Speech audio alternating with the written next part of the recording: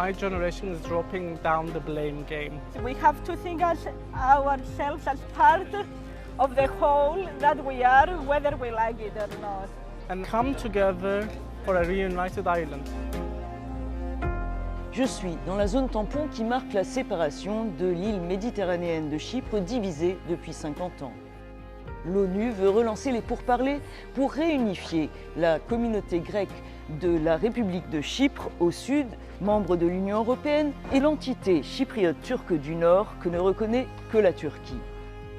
Des projets de réunification déjà anciens qui n'ont jamais pu aboutir.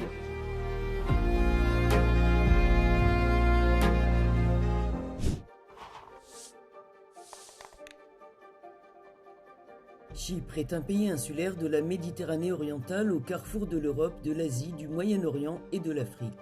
Elle est divisée depuis 1974 lorsqu'un coup d'État soutenu par la Grèce et visant à annexer l'île déclencha une intervention militaire turque dans le nord de Chypre. Environ 200 000 Chypriotes grecs et turcs furent déplacés.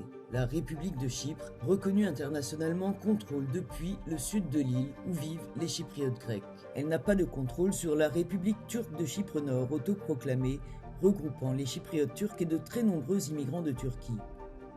Cette entité n'est reconnue que par la Turquie, qui y maintient son armée. Chypre est membre de l'Union européenne, mais le droit communautaire ne s'applique pas dans le Nord. Pour l'Europe, Chypre est une clé pour la stabilité régionale et le contrôle de l'immigration. L'accès aux réserves de gaz offshore du pays, bloqué par la Turquie, est aussi un enjeu pour la sécurité énergétique européenne. L'Union soutient un plan de fédération bicommunautaire composé de 2 zones préconisé par l'ONU. Mais les négociations sur la réunification de Chypre sont au point mort depuis 2017. Des discussions sont en cours pour relancer une fois de plus les pourparlers sur une possible réunification de Chypre, divisée depuis 50 ans.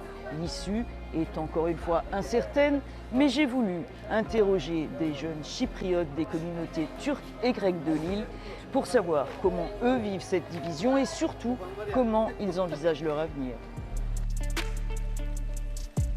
Hi, I'm Berk. We are here in Eleftheria Square in Nicosia. I wanted to be here today because Eleftheria in Greek, özgürlük in Turkish means freedom.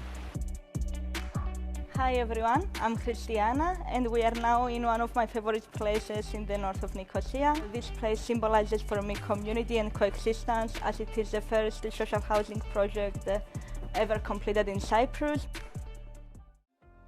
Berk, 28 ans, est chypriote turque. Christiana, 22 ans, est chypriote grecque. Ils n'ont de cesse de franchir les checkpoints qui marquent la division de Chypre. We are here now in Litra Street, the main high street of southern Nicosia. I like to come here because it's multicultural, it's nice and makes me feel like as a person who lives on the northern part of the divide that I live in a normal city. I cross to the north almost every day. With my friends we try to have a common life as much as we can. We try to ignore the checkpoints. We usually do a coffee in the north in the morning and drink in the south in the evening, and that's how it usually goes. Christiana et Berk se connaissent bien. Leur amitié est née d'un combat commun pour une réunification de l'île. Ils nous parlent de leur engagement dans ce café du nord de Nicosie, connu pour ses activités bicommunautaires.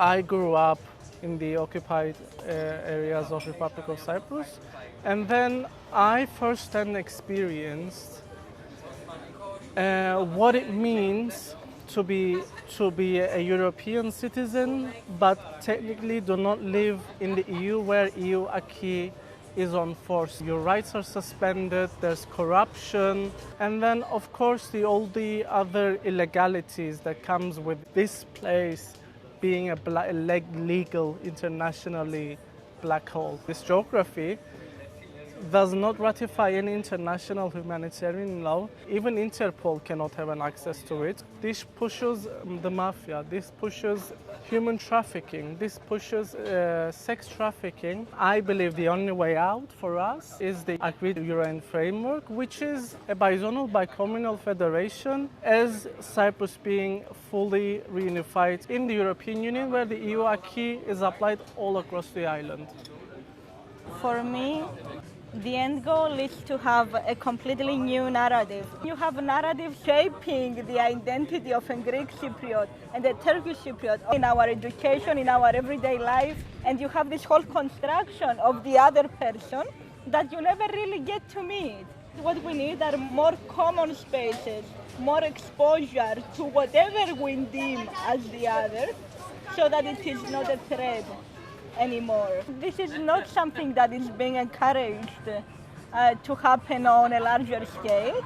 If we carry on the way we do now, with the idea of the Federation taking such a big part on political discourse but no practical action towards that, then nothing will happen. We have to think as ourselves as part of the whole that we are, whether we like it or not. Otherwise, we are not going any further.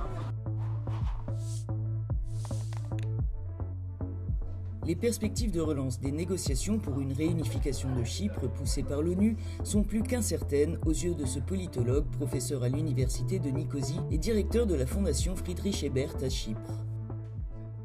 It doesn't look promising at all. We haven't had talks in 7 years, and the Turkish Cypriot and Turkish position has shifted. They insist on the recognition of equal sovereignty or even the recognition of the separatist entity, the Turkish Republic of Northern Cyprus, which is not internationally recognized, as a prerequisite for talks. It's a non-starter. The Greek Cypriot side and the international community will never accept this as a prerequisite. Can the European Union have any say in this, and what's at stake for Europe? Well, Europe has a say in it, but a very minor one.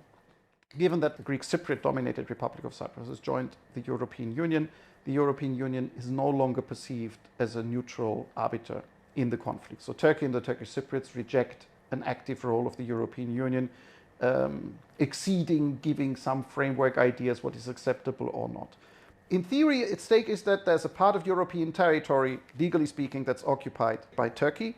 There's an unresolved dispute that permanently pitches the European Union against Turkey, with many powerful EU member states having no interest in a confrontation with Turkey, while a Greek Cypriot policy is to utilize their EU membership against Turkey to get concessions in the Cyprus question. So the Cyprus problem has become a European problem. At the same time, this is a stable conflict, so it's very much conflict management rather than conflict resolution, and I fear this is there for years to come. So this island is slowly drifting by maintaining the status quo into permanent partition.